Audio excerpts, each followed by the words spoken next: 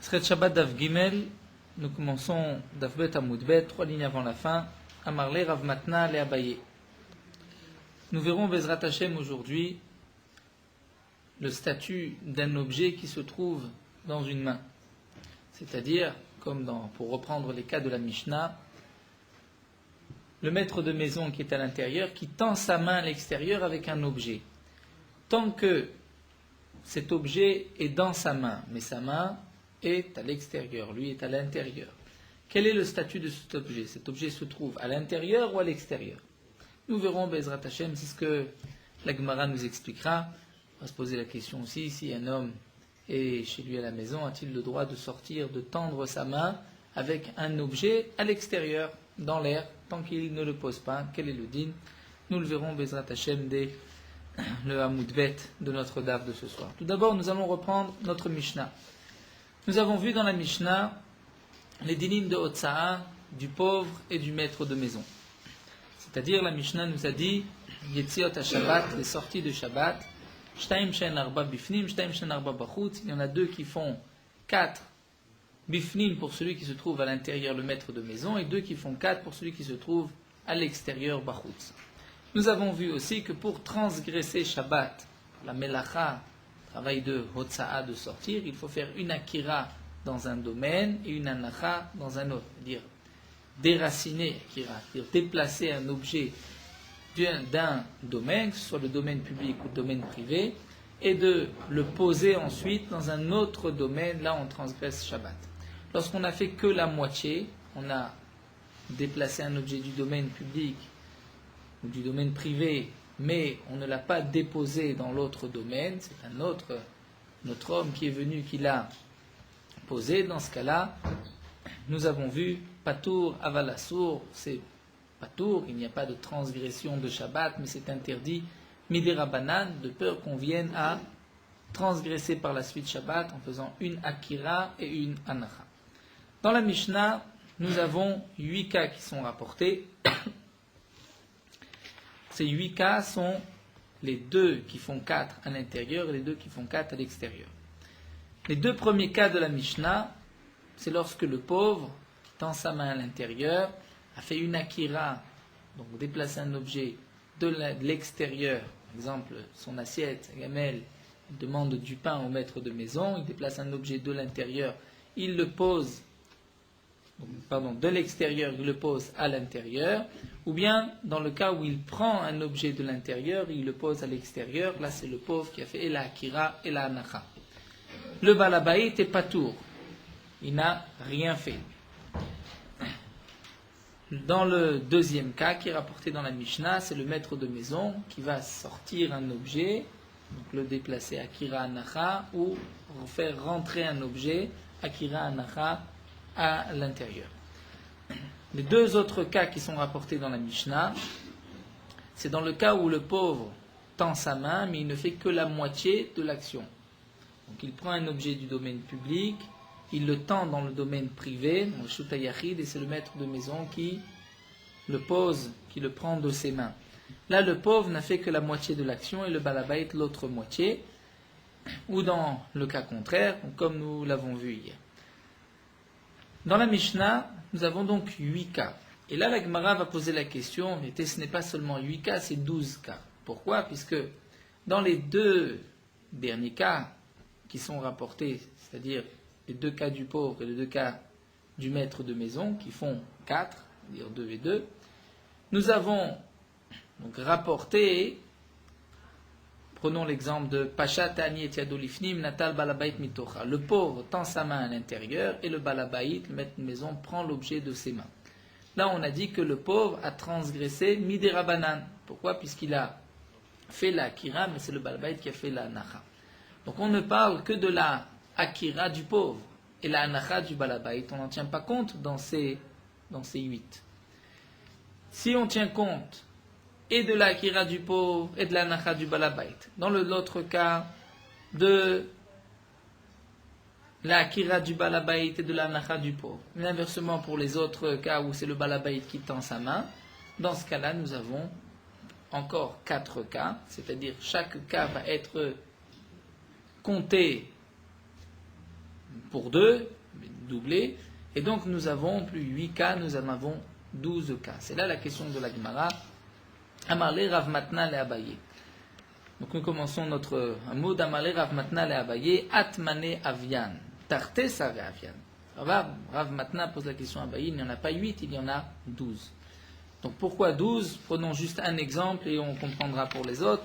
Dans le cas où le pauvre tend sa main à l'intérieur, on dit que c'est le pauvre qui a fait la akira, qui a déplacé l'objet de l'extérieur, mais c'est le maître de maison qui prend cet objet de ses mains qui fait la anacha.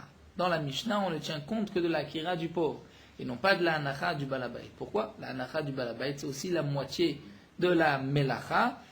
Et donc, on devrait compter ce cas-là aussi, c'était rajouter donc un en plus, et ainsi de suite pour les 3 autres cas qui sont rapportés dans la Sefa, dans la dernière partie de la Mishnah. Alors la Gemara continue, et Abaye lui dit, Véli ta mère d'après toi, shit sere avian. Si déjà tu veux dédoubler ces cas-là, tu veux aussi doubler les cas du début de la Mishnah, et on en retrouverait 16. Comment ça? Dans le premier cas de la Mishnah, lorsque le pauvre tend sa main à l'intérieur, donc le pauvre a fait la akira du domaine public, il le pose dans le domaine privé, là c'est le pauvre qui a tout fait, et la akira et la anacha, on a dit que le pauvre chayav et balabait patour. Lorsque le balabait patour, c'est marqué patour, c'est aussi un cas qui doit être rapporté, c'est une tzara, que le balabait ici, donc c'est-à-dire le pauvre l'a posé dans les mains du balabait, on dit que le balabait est patour, mais on devrait compter ce cas-là comme étant aussi un des cas de la Mishnah. C'est ce que donc dit Abaye. Si tu veux arriver au compte de 12, tu devrais même dire 16, puisque dans les 4 premiers cas de la Mishnah, on peut compter aussi le balabait ou le pauvre, selon les cas, celui qui est patou. Là, la Gemara répond, donc c'est Amarlé, il lui a dit, c'est Rav Matna lui-même qui lui dit, Halokash. Il dit non, cette question, ces 4-là, la question ne vient même pas. Pourquoi? Et là, nous commençons Dav Gimel. Bishlama Baba de Recha. Donc, Baba, c'est le cas de la Recha, les premiers cas. Patour ou Moutar lo Katane. C'est-à-dire, on ne va pas rapporter le Patour ou Moutar. Patour ou Moutar, le Balabait, lui, n'a rien fait et c'est permis. Les cas dans la Mishnah où nous avons vu Patour, c'est Patour Avalassour. Il y a quand même une interdiction Midirabanan, puisque il a quand même fait une partie de la Melacha. Dans le premier cas de la Mishnah, lorsque le pauvre pose dans les mains du Balabait, c'est le pauvre qui a tout fait, le Balabait n'a rien fait. Puisque le Balabait n'a rien fait, donc là, lui, il est patour ou moutard, il a le droit de tendre sa main, et le pauvre, donc qui a posé cet objet dans la main du Balabait, lui a transgressé Shabbat, mais le Balabait n'a rien fait. Et donc, patour ou moutard, c'est permis. Lokatane, donc ça c'est sûr que la Mishnah ne va pas parler des cas, ne va pas mentionner les cas, parce qu'on veut dire 2 qui font 4 à l'intérieur et à l'extérieur, ce ne sont pas les cas permis, ce sont les cas où il y a quand même une interdiction midirabanan. Donc c'est pour cela que Rav Matna répond, je ne t'ai pas posé la question qu'il y a 16 cas, puisque les 4 cas qu'on aurait pu doubler dans la Recha, ça c'est patour ou moutar. Lokatane, on n'en parle pas. Et là, Baba des Sefa, des Patour, Avalassour caché. Mais dans les 4 derniers cas de la Sefa, où là on aurait pu les dédoubler, puisque c'est quand même Patour, Avalassour, dire là le pauvre fait par exemple la Akira, mais c'est le Balabait qui fait la Anacha. Le Balabait aussi fait la moitié de la Melacha, c'est interdit. Là vient la question, pourquoi le Tana n'en parle pas, pourquoi le Tana ne nous dit pas ces 12 cas. La réponse de la Gemara viendra par la suite, la Gemara la reprendra, et la réponse est simple, comme nous l'avons déjà rapporté hier, c'est que la Mishnah ne rapporte que les cas où il y a un début de Melacha. Par exemple, la Akira, c'est-à-dire le pauvre qui fait la Akira, cette Akira pourrait se terminer par une Anacha et pourrait transgresser Shabbat. Donc c'est le cas du pauvre qui commence, ou le cas du Balabait qui commence, mais une Akira qu'on compte. Mais le cas du Balabait, ou du pauvre qui fait la anacha, ça on n'en tient pas compte, puisque même s'il fait la anacha, il ne peut pas transgresser Shabbat, puisqu'après une anacha, l'objet est posé. Lorsqu'on fait une akira, on pourrait peut-être la terminer par une anacha. Là, les chachamim m'ont dit, c'est interdit. La anacha, c'est vrai aussi que c'est interdit, comme nous l'avons vu, comme m'a dit Patour Avalassour, mais on ne viendra pas à une transgression de Shabbat directe, puisque On n'est qu'à la fin de la melacha, ce n'est pas une akira qui pourrait amener à une nacha. Ça, c'est la réponse que nous verrons par la suite. Pour l'instant, la Gemara va juste se rapporter sur ce que Rav Matna a expliqué. Rav Matna a dit qu'il y a des cas où c'est patour ou moutar. Les 4 premiers cas, c'est patour ou moutar, et c'est permis. Et là, la Gemara lui pose Milka bekoulé Shabbat patour ou moutar. Est-ce que ça existe? Est-ce que dans Shabbat, lorsque c'est marqué patour, on peut le traduire par patour ou moutar? C'est permis. C'est-à-dire, dans la Mishnah, c'est vrai que c'est marqué dans le premier cas, et ani chayav ou balabait patour. Dans le deuxième cas, balabait chayav ani patour. Donc Rav Matna vient dire patour ou moutar, il a le droit. Et là, la Gemara demande, mais non, nous savons que chaque fois que dans Masechet Shabbat c'est marqué patour, c'est-à-dire il est exempté d'un korban, il n'est pas chayav mita, ce qu'il a, lorsqu'il l'a fait exprès, avec des témoins ou karet, parce qu'il l'a fait exprès sans témoins, mais de dire patour ou moutar, ça, on ne le dit pas dans Shabbat, à part 3 cas que nous allons voir. Donc c'est ce que l'Agma demande. Va Amar Shmuel, pourtant Shmuel a dit Kol Ptouré des Shabbat Patour, Avalassour. Chaque fois que dans Masechet Shabbat on voit le mot Patour, c'est Patour, Avalassour, il y a malgré tout une interdiction Midera Banan. Barman et Tlat, à l'exception de ces 3 cas, des Patour ou Moutar, il est Patour, mais c'est Moutar. Dans la Mishnah c'est marqué Patour, mais on sait que c'est Moutar, c'est permis. Quels sont ces 3 cas? Tzidat Sevi, de chasser un cerf. Bien sûr, pas dans tous les cas, mais dans un cas très précis, que la Gemara nous dit plus loin, c'est le cas d'un homme, donc on prend Réhouven, qui a vu qu'un cerf rentre dans sa maison. Il se met devant la porte et il bloque la maison. Donc il a chassé le cerf, puisque le cerf ne peut plus sortir, il est bloqué dans la maison. Réhouven a transgressé Shabbat, puisqu'il s'est mis devant la porte, il bloque le passage au cerf, il transgresse Shabbat, il a chassé ce cerf. Si maintenant Shimon se met derrière Réhouven, donc la porte est déjà bloquée par Réhouven. Shimon se met derrière Réhouven et Réhouven s'en va. Est-ce que Shimon a fait une quelconque interdiction ou pas? Mais dans ce cas-là, c'est marqué que Shimon n'est pas tour, puisque le cerf est déjà chassé, il a déjà été pris. Donc Shimon n'a rien fait, il n'a fait que garder la porte fermée. Ça, ce n'est pas interdit puisque la porte est déjà fermée. Donc, Tzidat Sevi, c'est un cas où c'est patour ou moutar. C'est-à-dire, Shimon a le droit de se mettre derrière Réhouven, même si Réhouven va par la suite partir. Bien sûr, Réhouven a transgressé Shabbat. Tzidat Nachash, c'est le cas de chasser un serpent. Donc, un serpent sur qui ne va pas vénéneux, qui ne va pas l'attaquer, qui ne va pas le tuer, parce que sinon, de toutes les manières, c'est permis, mais un serpent qui l'embête, qui le gêne, il a le droit par exemple, de prendre un ustensile et de le renverser sur le serpent pour le capturer. Ça aussi, c'est permis, les Chachamim l'ont permis. Nous n'allons pas rentrer dans les détails, parce que là, c'est une melacha, mais ça, nous le verrons par la suite. Umafis Moursa, et le 3e cas qui est permis aussi, c'est lorsqu'un homme a un bouton, à l'intérieur il y a du pus, il a le droit de ouvrir ce bouton, de faire sortir le pus, puisqu'il souffre lorsque le pus est à l'intérieur, donc il a le droit de sortir. Les Chachamim n'ont pas donné d'interdiction Midera Banan, là aussi, on appelle une melacha shenatzricha legoufa, c'est pour cela que c'est permis, mais nous le reverrons par la suite, tard dans Daf Kufzaïn Bezrat Hashem. Donc la Gemara a posé la question suivante. Shmuel nous a dit que chaque fois que dans Masechet Shabbat c'est marqué patour, c'est patour avalassour, il y a une interdiction Midera Banan. Comment peux-tu dire que dans la Mishnah patour du balabait ou le patour du hani, dans les 2 premiers cas de la Mishnah, c'est patour ou moutar? Shmuel a dit que c'est toujours patour avalassour. Alors la Gemara répond, pour Rav Matna, en vérité Shmuel n'avait même pas besoin de parler du cas de notre Mishnah. C'est-à-dire Shmuel qui a dit dans tous les cas c'est patour avalassour à l'exception de ces 3 cas, pourquoi Shmuel ne dit pas aussi à l'exception de notre Mishnah? Bien c'est parce que Shmuel touré des kavid maasé. Parce que Shmuel a eu besoin de dire que c'est patour et moutar, c'est lorsque kavid maasé, lorsqu'il fait une action. Dans, par exemple, le cas de chasser le cerf, le serpent, de faire sortir le pus, il y a une action. Donc là, Shmuel vient dire, effectivement, c'est patour et moutar.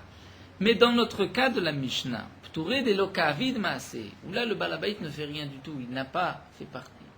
Il n'a pas pris part à la melacha, il n'a pas fait ni de akira ni de anacha. Il tend sa main et le pauvre lui a déposé son assiette dans sa main. Là, le balabait n'a rien fait. Donc, effectivement, dans ce cas-là, Shmuel n'avait même pas besoin de nous dire que patour ou moutar. Et comme dit la Gemara, il y en a beaucoup. On peut trouver beaucoup de cas dans Shabbat où c'est patour et moutar puisqu'il n'a rien fait. Donc là, la Gemara a expliqué ce patour ou moutar, parce qu'a priori c'était en contradiction avec Shmuel. Et la Gemara nous dit non. Shmuel est d'accord que dans les premiers cas de la Mishnah, c'est patour ou moutar. Bon, de rapporter la question de Tosfot. Tosfot nous dit c'est vrai que c'est moutar, mais il a transgressé l'ifni vers le titen mirchol, c'est-à-dire devant un aveugle ne met pas d'obstacle. À cause du balabait, le pauvre a transgressé Shabbat. Si le balabait n'avait pas tendu sa main, le pauvre n'aurait pas transgressé Shabbat, il n'aurait pas pu poser son assiette. Donc c'est le balabait qui a été la cause de cette transgression de Shabbat. Il y a l'interdiction de l'ifné vers le titen mirchol. Oui, bien sûr. Dans l'autre cas de la Mishnah, on posera la même question sur le Hani. Lorsqu'on dit que c'est le Hani qui est patour ou moutar, pourtant à cause de lui, le balabait transgresse Shabbat. Donc Tosfot donne une réponse, le Tosfot Ishanim à côté une autre. On va apporter juste la réponse du Tosfot Ishanim qui nous dit, ici on ne parle que de l'interdiction de Shabbat. Patour ou moutar, midine Shabbat. C'est vrai qu'il y a une autre interdiction qui est l'ifné hiver le titen mirchol, mais là, nous sommes dans la sougia de Shabbat. Nous parlons par rapport aux interdictions de Shabbat. Mais bien sûr, il y a une interdiction de l'ifné hiver le titen mirchol. En tout cas, nous revenons à la question de Rav Matna, Mikol Makom Tarte Sare Avian, il y en a 12. Donc pourquoi nous n'avons compté que 8? Et l'Agma répond, Ptouré de Atebolu de Chiyuv Khatat Kachashiv. On ne parle que du cas où il est patour, avalassour, c'est interdit, mais dans le cas où il aurait pu arriver l'idée Chiyuv Khatat, c'est-à-dire lorsqu'il a fait la Akira, le début de la Melacha, il aurait pu même poser l'objet. Ça, ce sont les cas qui sont rapportés. Les autres cas où il ne viendra pas à un Chiyuv Khatat, dans le cas où il n'a fait que la Anacha, il a posé l'objet, il n'y a pas de Chiyuv Khatat puisqu'il n'a pas fait la Akira. Donc dans ce cas-là, effectivement, c'est vrai que c'est interdit, c'est une partie de la Melacha, mais on n'en parle pas, ça ne fait pas partie du compte des 2 qui font 4 et donc des 8, puisqu'il ne viendra pas au Chiyuv Khatat. Donc le Tana choisit de parler de 8 cas où il peut y avoir un Chiyuv Khatat ou bien où il y a même un Chiyuv Khatat. Une fois que la Gemara nous a expliqué notre Mishnah, la Gemara continue et nous dit Shneem Pturim. Nous avons vu dans la Mishnah que lorsque l'un a fait la Akira, l'autre la Anacha, tous les deux sont Pturim. Donc bien que l'objet ait été déplacé en fin de compte, il était dans le domaine public, il est maintenant dans le domaine privé ou du domaine privé au domaine public, l'objet a été déplacé. C'est vrai qu'il y a eu 2 personnes qui ont participé à cette action, mais demande la Gemara, pourquoi sont-ils Pturim va'etavide melacham benayou? Par l'intermédiaire de ces 2 hommes, la melacha s'est faite, et donc tous les 2 ont transgressé Shabbat, pour dire que tous les 2 sont chayavim. La Gemara répond, Tanya Rabbi Omer, Me'amaretz be'asota. Nous avons un pasouk qui dit, Me'amaretz be'asota, dire au sujet du korban khatat, lorsqu'un homme a transgressé une mitzvah, Me'amaretz, un homme de la terre, c'est-à-dire un juif, be'asota, lorsqu'il a fait be'asota cette melacha. Et donc on apprend du pasuk à oset kulav le oset miktsata. C'est seulement celui qui a fait la melacha tout entière, mais non pas celui qui fait la moitié. Yachid vasa ota chayav, c'est-à-dire, d'après Tosfot, la braïta donc se répète et nous dit Yachid vasa ota chayav, lorsque c'est une seule personne qui a fait entièrement la melacha chayav, donc même si la melacha était composée de 2 parties akira anacha, lorsque lui l'a fait, il est chayav. Shnaim vasu ota pturim, lorsque c'est 2 personnes qui ont fait la melacha, l'un la akira, l'autre la anacha, ils sont pturim, puisque nous apprenons du pasuk be'asota, lorsqu'il a fait toute la melacha, mais pas la moitié. Itmar name, et donc la Gemara termine. Nous avons même une memra qui a été dit Amar apriya bar gamda, nizreka mipi chabura, qui a été jeté, c'est-à-dire a été dit de du groupe de Talmidei Chachamim, Ve'amrou, ils ont dit, Basota, dans le pasuk c'est marqué, lorsqu'il a fait la melacha, Yachid Shasa Chayav, Shnaim Shasu Pturim, seulement lorsqu'un homme fait entièrement la melacha, et non pas lorsque deux participent à cette melacha. Donc bien sûr, on ne parle qu'au din minatora, c'est-à-dire la transgression de Shabbat minatora, mais comme nous l'avons vu, les Chachamim ont interdit même de faire une partie de la melacha.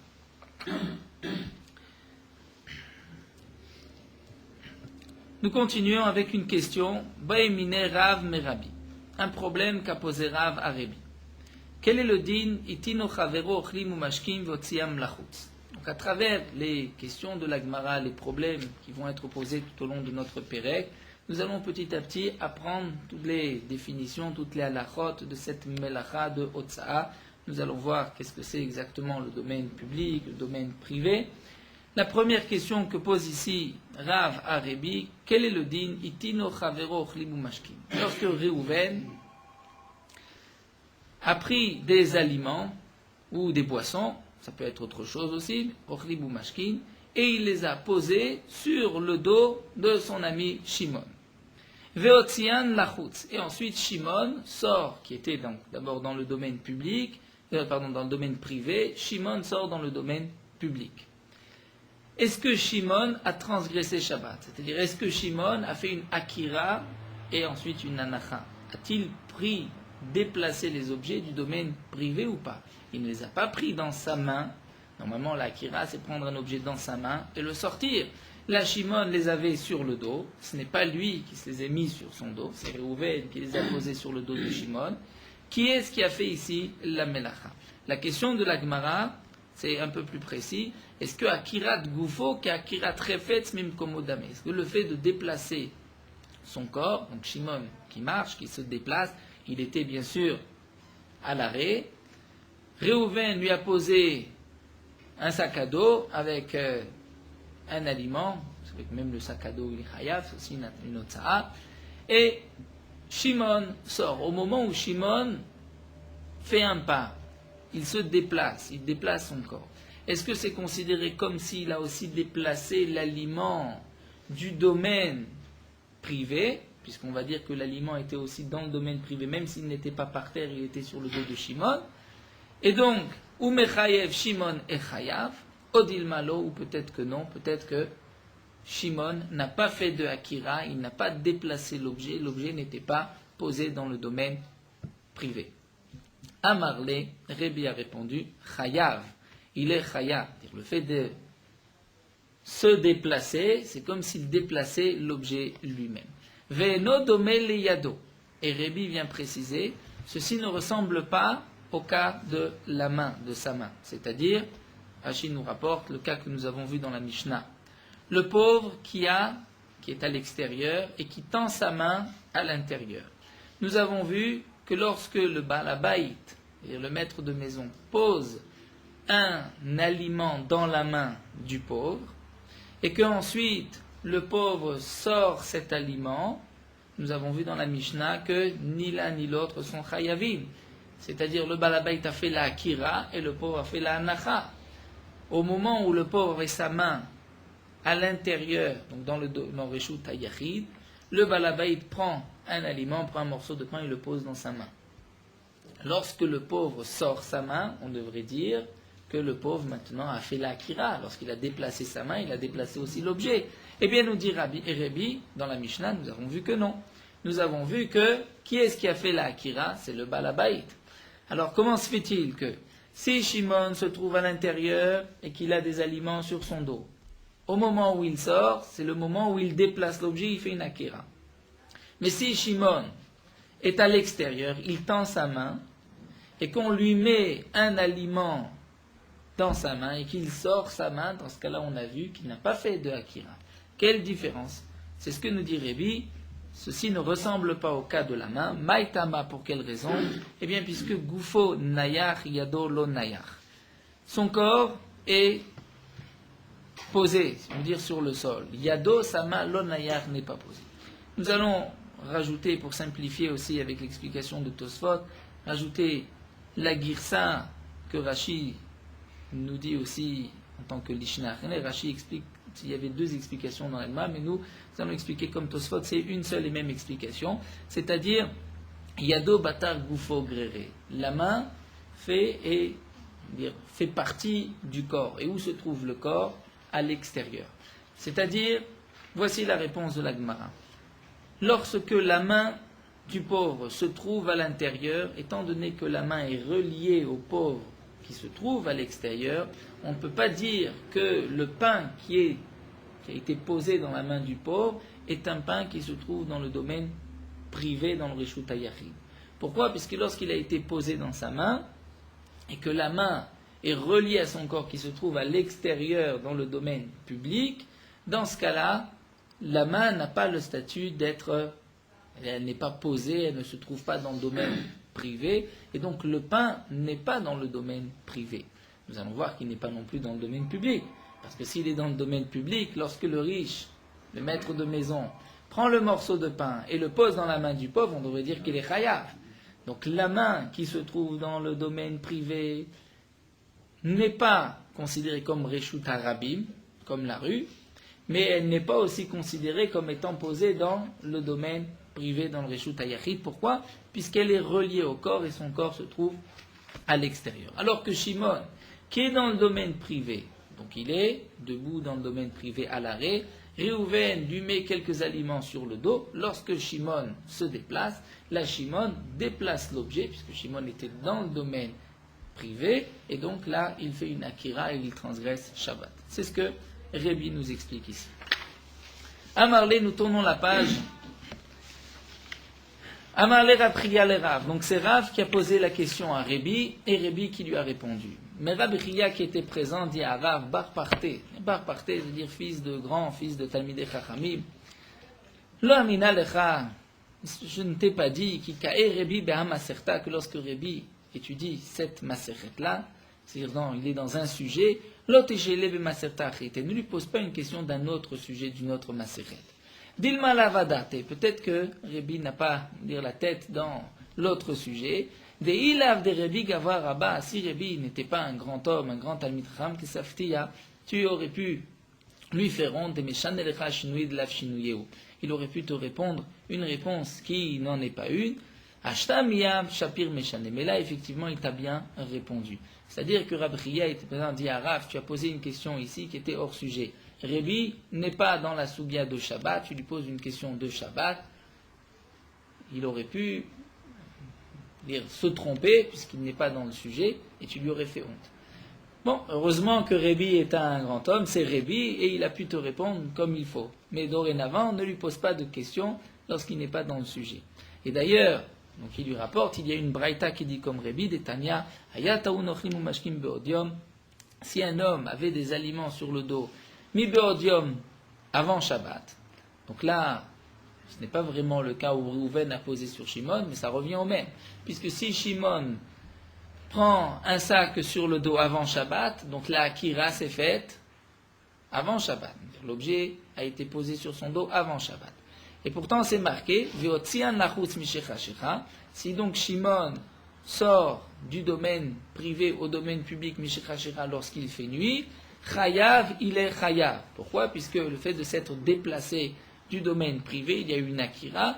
Lorsqu'il rentre dans le domaine public, et bien sûr qu'il s'arrête dans le domaine public, puisque s'il ne s'arrête pas, il n'y a pas eu de anacha. Mais lorsqu'il va s'arrêter dans le domaine public, eh bien là, il y a eu une akira, une anacha, il a transgressé Shabbat. Et pourquoi les fiches no domé les yado? La Braïta nous dit même, puisque ça ne ressemble pas au cas de la main qui est rapporté dans la Mishnah, dire comme nous l'avons vu, que la main, lorsque le pauvre tend sa main et que le balabait pose le pain dans la main du pauvre, lorsque le pauvre sort sa main, là le pauvre n'a pas transgressé Shabbat puisqu'il n'a pas fait la akira. Donc ici pourtant, puisque c'est marqué chayav, donc on voit que, quelle a été la akira? Non pas le fait d'avoir mis ses aliments sur son dos, mais le fait de s'être déplacé, d'avoir fait les... Il a commencé à se déplacer en Shabbat aussi. Non, là on parle de Otzian Lachut, il se déplace, Mishecha Shecha, à partir de Shabbat. Bien sûr, dans le cas où Réhouven, prenons un cas de Réhouven, qui prend un sac sur le dos avant Shabbat, et lorsque vient Shabbat, il ne s'arrête pas, il fait les 100 pas dans la maison, et 5 minutes après Shabbat, après l'entrée de Shabbat, il sort, et il s'arrête dans le domaine public. Donc, dans ce cas-là, effectivement, il n'a pas fait de Akira. La Akira a été faite avant Shabbat, puisqu'il n'était pas à l'arrêt chez lui. Même si ensuite il s'arrête dans le domaine public, il y a une Anacha, mais il n'y a pas eu de Akira. Donc, Minatora, il n'y a pas eu de transgression. Malgré tout, il y a une interdiction, Mide Rabbanan. Mais Minatora, il n'y a pas eu de transgression de Shabbat. Donc, nous voyons encore une fois de cette braïta que lorsqu'un objet a été posé sur le dos de Réhouven, ce n'est pas encore la Akira. C'est-à-dire, on pourrait dire même que si Réhouven, dans le cas, nous l'avons dit, Réhouven, qui pose des aliments sur le dos de Shimon, tant que Shimon est à l'arrêt dans le domaine privé, Réhouven n'a rien fait. On ne peut pas appeler ceci une Akira. C'est comme si je prends un objet et que je le pose dans le domaine, dans le même domaine, dans le domaine public, il n'y a pas eu de Akira Anacha. Réhouven qui prend un objet qui le pose sur le dos de Shimon, étant donné que Shimon est à l'arrêt, il n'y a pas eu de Akira de la part de Réhouven. C'est lorsque Shimon se déplace et qu'il sort de chez lui, à ce moment-là, il y a eu une Akira de Shimon, et lorsque Shimon s'arrête dans le domaine public, dans ce cas-là, il y a eu une Melacha entière, Akira Anacha, et il est Chayav. Nous continuons pour définir le statut de la main. Amar Abaye nous dit Pshitali yado shel adam enalo kirshut arabim velo kirshut hayachid. Donc là, Abaye nous dit c'est évident pour moi que la main de l'homme n'est pas ni comme le domaine public ni comme le domaine privé. C'est-à-dire, lorsqu'un homme se trouve dans le domaine public et qu'il tend sa main dans un domaine privé, eh bien, on ne peut pas dire que la main est comme le domaine où il se trouve, comme le domaine public. Si lui se trouve dans le domaine privé, Reshut HaYachid, et qu'il tend sa main à l'extérieur, ce qui se trouve dans sa main n'est pas donc dans le domaine privé, dans le Reshut HaYachid. Comme nous l'avons vu, il n'est pas non plus dans le domaine public, mais il n'est pas dans le domaine privé. C'est-à-dire, Lo Kirshut Arabim, si cet homme-là se trouve dans le Reshut Arabim et qu'il tend sa main dans le Reshut HaYachid, Velo Kirshut HaYachid, il n'est pas non plus comme le domaine privé, lorsque un homme se trouve dans le Reshut HaYachid et qu'il tend sa main dans le domaine public. Abaye nous dit, d'où est-ce que je sais ça? Kirshut Arabim Lodam Miyado Deani, de la main du pauvre, je sais que lorsque le pauvre tend sa main à l'intérieur, nous avons vu dans la Mishnah, lorsque le pauvre tend sa main à l'intérieur et que le balabait prend des mains du pauvre, quel est le din qui est marqué dans la Mishnah? C'est patour. Pourquoi? Puisque le balabait a lui fait une anacha, mais c'est le pauvre qui a fait une akira. Donc on voit que bien que le pauvre se trouve dans le domaine public, il tend sa main dans le domaine privé, dans le Reshut HaYachid. Le pain ou l'assiette qui se trouve dans la main du pauvre, cette assiette-là n'est pas dans le domaine public. Parce que sinon, lorsque le maître de maison va prendre cette assiette, il devrait être hayab, parce qu'il prend un objet du domaine public et le pose dans le domaine privé. Donc puisqu'on voit que le balaba était patour, c'est bien que cet objet qui se trouve dans les mains du pauvre n'est pas dans le domaine public. Donc comme nous l'avons vu avant, il n'est pas non plus dans le domaine privé, il n'est pas posé, donc il est dans un endroit, on va dire, intermédiaire.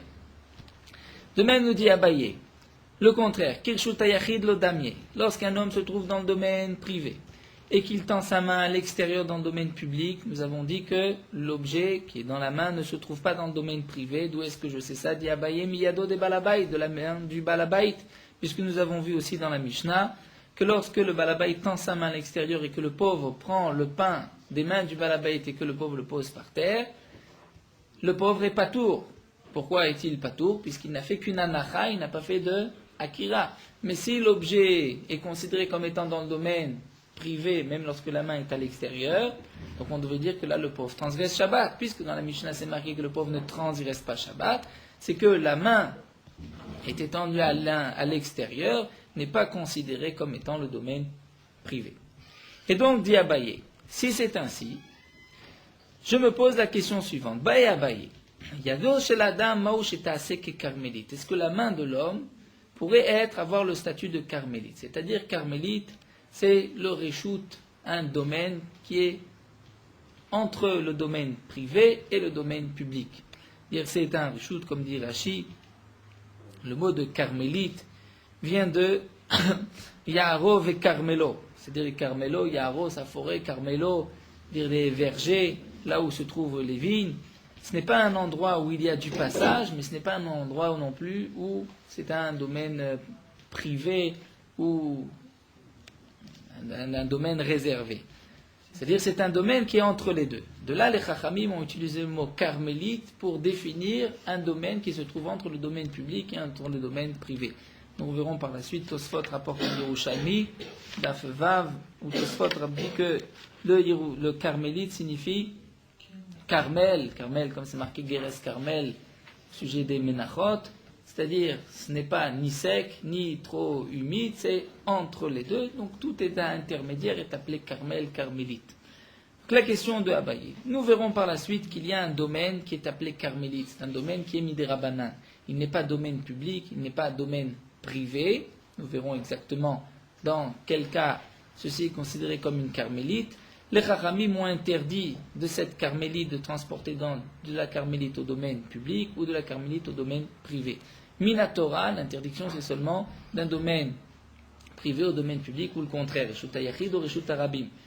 De carmélite à Reshut Arabim, Minatora, il n'y a aucune interdiction. Ce sont les Chachamim qui ont donné cette interdiction. Et donc là vient la question de Abaye. Puisque la main de l'homme qui a été tendue dans un autre domaine, nous avons vu que cette main n'a pas le statut du domaine là où l'homme se trouve. Donc c'est un endroit, cette main, c'est un endroit qui est ni Reshut Arabim, ni Reshut Yachid intermédiaire.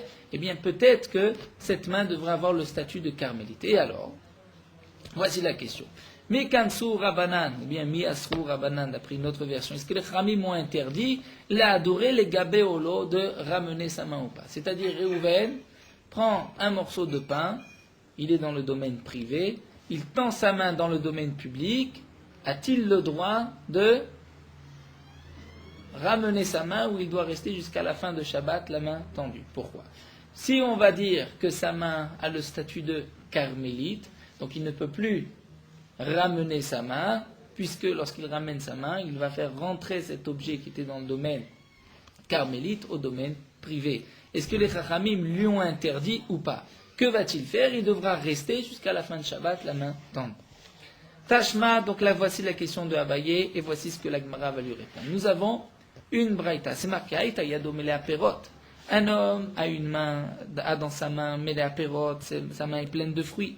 Il tend sa main à l'extérieur, donc il est du Reshut Yachid, il tend la main à l'extérieur au Reshut Arabim, c'est exactement le cas de Abaye. Tanechada sur l'arzira, et Tanieda Muda l'arzira. Nous avons une première braïta qui dit il a l'interdiction de ramener sa main. Et nous avons une autre braïta qui dit Muta l'arzira, il peut ramener sa main.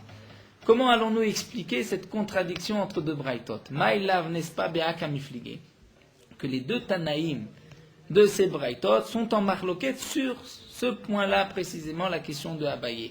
Demar Savar, l'un pense que Carmélite Damier, la main a le statut de Carmélite, puisque la main a le statut de Carmélite, il ne peut pas ramener sa main.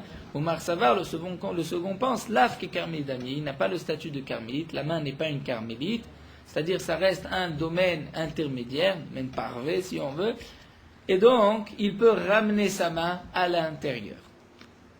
Donc nous avons réponse à la question de Abaye. L'Agmara, comme c'est l'habitude de l'Agmara, de toujours chercher une autre explication à cette marloquette et donc de ne pas déduire la question de Abaye de ses braïtot. L'Agmara va dire l'eau. En vérité, des Koulalma qui Carmelida, mais on pourrait dire que tout le monde est d'accord. Aussi bien le premier Tana que le second, ils sont tous les deux d'accord que la main a le statut d'un carmélite.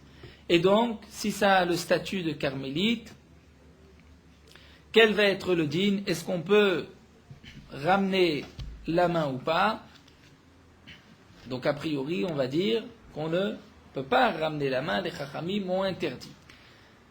Velokashia, et il n'y a pas de contradiction entre les deux braïtot. Kan le mata masara, kan le mala masara. Tout dépend si c'est au-dessus de dit fahim ou en dessous de dit fahim. Là, la Gemara nous enseigne au passage une halakha dans le Reshut Arabim.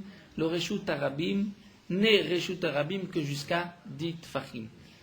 À l'inverse du domaine privé, le Reshut Yachid, qui est les Adlara qui a jusqu'au ciel, il est considéré comme domaine privé, mais le Reshut Arabim n'est que jusqu'à dit fahim, c'est-à-dire au-dessus de dit fahim, c'est ce qu'on appelle un makom ptor, un endroit qui est patour. Un endroit qui est patour, qui est même mis des rabanan, il n'y a pas d'interdiction de transporter un objet d'un domaine public à un makom ptor ou d'un domaine privé à un makom ptor.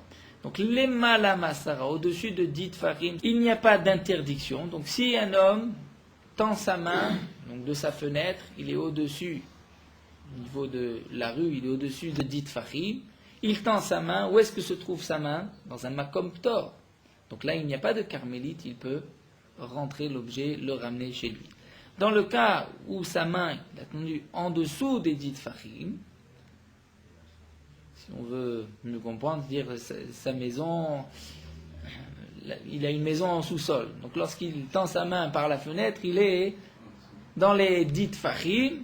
Dans ce cas-là, effectivement, il n'est pas dans le makom ptor, il va avoir le statut de carmélite, et il ne peut pas ramener sa main, il devra rester ainsi jusqu'à la fin de Shabbat.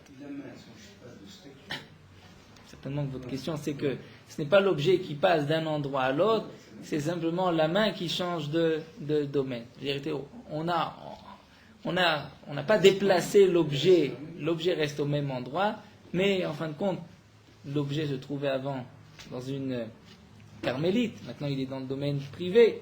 Là, il y a eu un changement de réchou, c'est aussi interdit. Donc bien sûr, on va encore une fois le préciser, lorsqu'on dit les mala me'asara, la main n'a pas le statut de carmélite, étant donné qu'elle se trouve dans un makom ptor. Le statut de carmélite, c'est lorsque il est dans un domaine public, mais qui n'est pas vraiment public, donc on lui dit c'est carmélite. Donc d'après cette première explication, on dira que la main est carmélite, il ne peut pas ramener sa main, mais malgré tout, on comprendra les braïtot, est-ce que c'est les mata ou bien les mala. Viba et tema, une autre explication que je peux te donner dans la contradiction des braïtot, il divise les mata masara.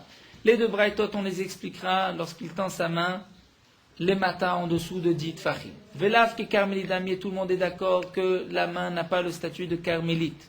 Velo kasha, et il n'y a pas de contradiction. Donc si la main n'est pas comme une carmélite, a priori il pourrait ramener l'objet à l'intérieur du domaine privé. Eh bien, voici l'explication des braïtot. Kan mi beodion, kan mi shecha shecha. Dépend s'il tend sa main avant Shabbat, et que lorsqu'arrive Shabbat, il a encore sa main dehors, ou lorsqu'il tend sa main une fois que Shabbat est déjà rentré. Quelle différence? Mais beodion, s'il tend sa main avant Shabbat, lorsqu'arrive Shabbat, l'okansur rabanan, les chachamim ne lui ont pas fait de knas, d'amende, n'ont pas puni. Il n'a pas besoin de rester avec la main tendue jusqu'à Motsei Shabbat. Pourquoi? Étant donné que lorsqu'il a sorti sa main, c'était avant Shabbat. Et donc, même si en fin de compte, il avait posé l'objet, il n'aurait pas transgressé Shabbat. Même s'il pose l'objet pendant Shabbat, il n'a fait qu'une anacha, la moitié de la melacha. Même Ishecha Shecha, lorsqu'il tend sa main, une fois qu'il fait déjà nuit, que là, s'il pose cet objet dans le domaine public, il transgresse Shabbat, la kansur rabanan, les chamim lui ont fait un knas. Non pas que la main a le statut de carmélite et donc il ne peut pas ramener sa main parce que il va faire changer l'objet du domaine carmélite au domaine privé, mais simplement que les chachamim lui ont fait un knas, une amende, puisque tu tends ta main une fois que Shabbat est déjà rentré, peut-être que tu vas transgresser Shabbat si tu poses l'objet. Eh bien, les chachamim ont dit tu devras rester avec la main ainsi jusqu'à Motsei Shabbat. Mais la question de Abaye, nous n'avons pas répondu, puisque nous ne savons pas est-ce que c'est une carmélite ou pas. La Gemara va reprendre cette réponse. Qu'est-ce que tu as dit? Tu as dit que s'il tend sa main avant Shabbat, il peut la ramener. Mais s'il tend sa main pendant Shabbat, il ne peut pas la ramener. La Gemara demande à Draba, au contraire, il fera mistavra. La logique, c'est l'inverse. Mais Beodium, lorsqu'il tend sa main avant Shabbat, s'il pose cet objet pendant Shabbat, il ne transgresse pas Shabbat, puisque la Akira a été faite avant Shabbat, la Anacha pendant Shabbat, c'est la moitié de la Melacha. Là, on devrait dire que les Chachamim vont lui dire tu ne peux pas ramener cet objet. Pourquoi? Puisque même si tu ne tiens pas jusqu'à la fin de Shabbat et que tu lâches l'objet, en fin de compte, cet homme n'aura pas transgressé Shabbat. Mais l'Agma nous dit Mishecha Shecha, lorsque l'homme, Réhouven, tend sa main une fois que Shabbat est déjà rentré. Si cet homme pose l'objet à l'extérieur, il transgresse Shabbat. Donc les Chachamim vont lui dire, tu dois rester avec la main jusqu'à la fin de Shabbat. Certainement qu'il ne tiendra pas. Il peut rester comme ça, si c'est juste quelques minutes après l'entrée de Shabbat, il peut rester 24 heures avec la main tendue à l'extérieur. Peut-être va-t-il poser cet objet, et s'il pose cet objet, il transgressera Shabbat. Donc les Chachamim vont lui interdire de rentrer sa main, alors que donc de peur, puisqu'il a commencé un début de transgression de Shabbat. Et là, nous craignons que peut-être il va effectivement transgresser Shabbat. Donc, l'Agma nous dit, si tu dois choisir entre faire un knas, mi beodium ou mi shechashira, il vaut mieux faire mi beodium lorsqu'il tend sa main avant Shabbat, et non pas lorsqu'il tend sa main une fois que Shabbat est rentré. Donc, mi shechashira di shadele atebelu de chiyuv chatat. Mais mi shechashira, si lorsqu'il tend sa main après que Shabbat soit déjà rentré, que s'il pose l'objet, s'il le lâche, il viendra l'idée chiyuv khatat, il transgressera l'interdiction de Shabbat et donc il devra apporter un korban khatat. Lo liknesu rabanan. Là, a priori, les chachamim ne devraient pas l'interdire de ramener l'objet, puisque peut-être qu'il le lâchera et qu'il transgressera à Shabbat. Et donc la Gemara nous dit, mid lo kameshani nanachi. Donc puisque je vois que la Gemara ne répond pas ainsi, la Gemara dit non. Nous allons faire un knas lorsqu'il tend sa main Shabbat. Et non pas lorsqu'il a sorti sa main avant Shabbat. Donc je vois que la Gemara ne tient pas compte de cette peur que peut-être cet homme va transgresser Shabbat. Ça voudrait dire que les Chachamim peuvent maintenir leur interdiction, même si cet homme, à cause des Chachamim, va transgresser Shabbat. Et donc la Gemara nous dit, Tifshod et Rav Bibi bar Abaye, on pourrait déduire de là la question de Rav Bibi bar Abaye. Rav Bibi bar Abaye a posé une question assez particulière. Il y a une interdiction Shabbat de cuire du pain. Une melacha minatora. Celui qui cuit du pain Shabbat, transgresse Shabbat, bemezid chayev skila, beshogeg, sans faire exprès, il devra apporter un korban khatat. Il y a aussi une interdiction midirabanan, s'il y a du pain qui a été collé sur les parois du four avant Shabbat, il y a une interdiction Shabbat de le décoller à l'aide d'une pelle spéciale, d'une marda, comme nous verrons par la suite dans la Gemara, puisque c'est une chokhma, c'est comme si c'était un maasechol, comme une action de tous les jours. Les Chachamim m'ont dit, tu n'as pas le droit de décoller le pain pendant Shabbat. Mais Rav Bibi bar Abaye pose la question suivante. Un homme, le jour de Shabbat, colle du pain sur le four. Donc il rentre un morceau de pain sur le four. Le pain met 3 minutes pour cuire. Au bout de 3 minutes, cet homme a transgressé Shabbat. Bébézid, les skila. Beshogeg, il doit porter un korban khatat. A-t-il le droit de décoller le pain? On va lui dire non, il y a une interdiction midirabanan, laisse le pain. Mais si je laisse le pain, je transgresse Shabbat. Alors, est-ce que là, les chachamim vont lui permettre de décoller le pain pour qu'il ne transgresse pas une interdiction minatora ou pas? Bien sûr, nous reprendrons la question de Rav Bibi bar Abaye dans Daf Daled, Daf demain, Bezrat Hashem, mais là, la Gemara commence à nous introduire Rav Bibi bar Abaye. Donc, la Gemara demande, puisque tu vois que tu n'as pas répondu que Mishécha Shira, on ne fait pas de knas. On voit que Mishécha Shira, lorsque tu tends ta main pendant Shabbat, on te laissera la main tendue, on t'interdit de ramener ta main et peut-être que tu transgresseras Shabbat. Donc on pourrait de là déduire le problème de Rav Bibi bar Abaye. Rav Bibi bar Abaye pose la question. Rav Bibi bar Abaye, il pose le premier question. Idbik pa betanour, si un homme a collé du pain dans le four, est-ce qu'on lui a permis de décoller le pain avant qu'il vienne à l'interdiction du chiyuv khatat ou pas? Donc, tifsha delo itiru, tu pourrais déduire de ce que nous avons appris de cette réponse, de ce que nous avons vu dans la Gemara, que delo itiru, que c'est interdit. On maintient l'interdiction midirabanan, même si tu viendras à transgresser Shabbat minatora. La Gemara dit, halokasha, eh bien ce n'est pas une question vetipshot, effectivement. Tu peux déduire de là, tu peux répondre à la question de Rav Bibi bar Abaye. Les Chachamim ont maintenu leur interdiction, même si cet homme transgressera Shabbat. C'est-à-dire le principe des aliten le racha veyamut. C'est-à-dire laisse le racha qui a voulu transgresser Shabbat, laisse-le mourir, laisse-le transgresser Shabbat. C'est son problème, il n'avait pas à mettre du pain dans le feu. Ou encore la Gemara continue avec une autre réponse. Leolam lotifshot. En vérité, on ne peut pas déduire de là la question de Rav Bibi bar Abaye. Velokashia, et on va répondre, il n'y a pas de contradiction. Voici l'explication entre les deux braïtot.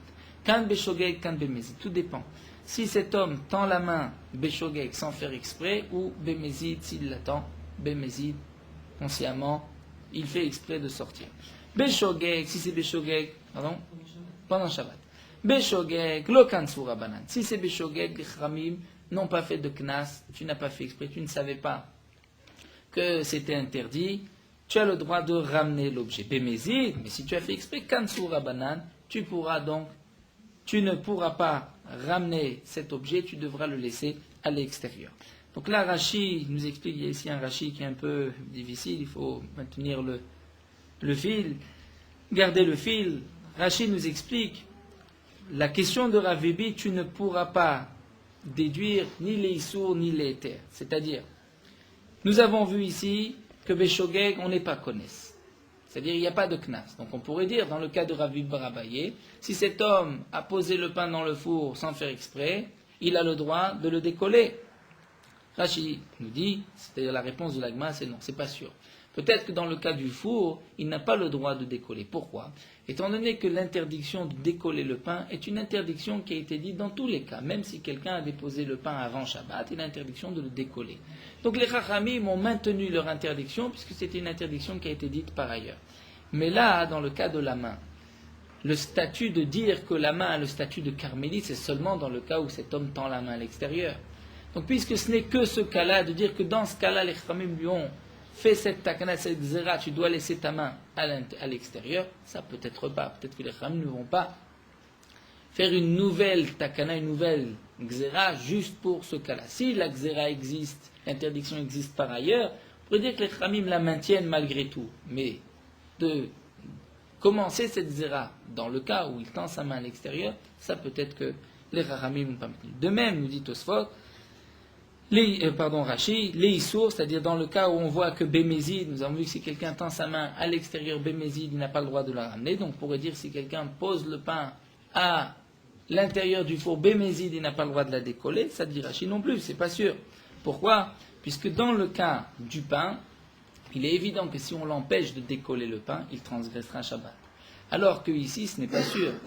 Peut-être qu'il maintiendra sa main jusqu'à Motzei Shabbat et qu'il ne transgressera pas un Shabbat. Donc peut-être que là, les Chachamim ont fait le Knas, mais que dans le cas de Rav Bibi bar Abaye, les Chachamim n'ont pas maintenu leur Knas. En tout cas, ce que la Gemara veut nous dire, c'est qu'on peut expliquer la Braïta les Braïtot de différentes manières, et la question de Rav Bibi bar Abaye n'a toujours pas été répondue. Ça, c'est ce que nous verrons par la suite, la Gemara l'expliquera.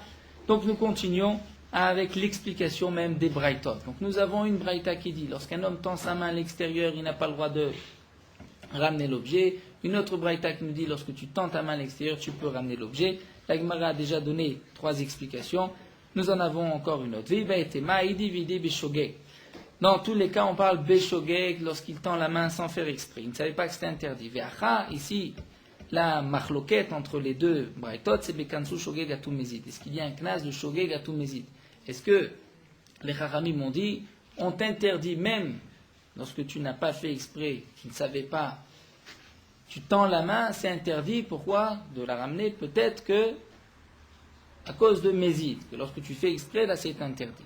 Donc un Tana pense, Marsava kansu shogeg tu Mézid, les Chachamim ont fait une xéra même de shogeg à cause de Mézid, puisque Mézid il y a une interdiction, ou Marsava lo kansu shogeg tu Mézid.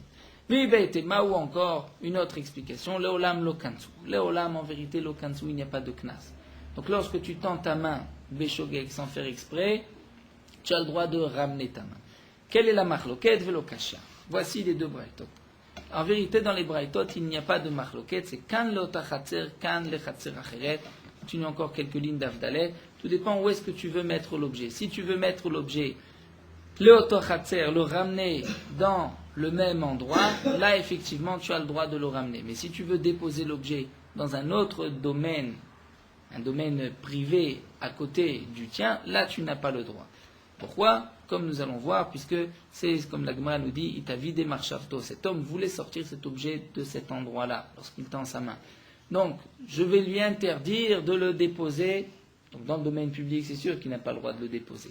Mais dans le domaine privé, je pourrais dire, bon, au moins dépose-le pour ne pas transgresser Shabbat. Là, je lui dis non, il ne peut pas le laisser dans un autre domaine privé. C'est interdit midé rabbanan, puisqu'en fin de compte, il voulait le sortir d'ici, il l'a sorti. Donc les Ramim vont dire, tu ne peux pas le déposer dans un autre domaine privé, mais tu peux le ramener dans le même domaine. Comme Kedebay Mine Rava mi Rav Nachman, comme Rava pose la question à Rav Nachman, Aïta Yado Mile Aperot, Votsia la route, si un homme avait une main pleine de fruits et il tend sa main à l'extérieur, Maou Larzira Lotachatser, peut-il ramener sa main et les fruits dans la même cour là où il était? Amarle, il lui a dit Mouta, c'est permis. Les Chatser Acheret, de le déposer dans une autre cour, dans un domaine privé, Maou Amarle Assour, il lui a dit c'est interdit. Maïchena, quelle différence? Il lui a répondu gentiment en disant d'abord, mesure-moi, prépare-moi une mesure de sel, c'est-à-dire, viendra un jour où je t'expliquerai, comme dit Rashi.